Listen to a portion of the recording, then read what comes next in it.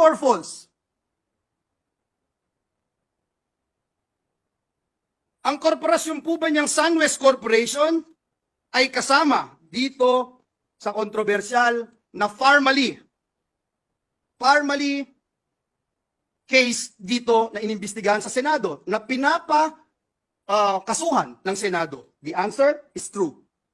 Kasama din po ba ang kumpanya niya dito po sa kontrobersyal na DepEd laptop scam? Ang sagot po, true. Pinakakasuhan din po ng Senado ang kumpanyang ito. Napakadami pong BIR cases. Madali po maghanap, Mr. President. Madali po kuhanin ang panig ng mga taga-BIR. Kung ilang kaso mayroon ang kanyang mga korporasyon. Bukod po dito, yung reklamo po sa ombudsman ng anti-corruption group na ang pangalang Task Force Kasanag International, meron din pong 50 billion na kaso na kinakaharap ang taong ito.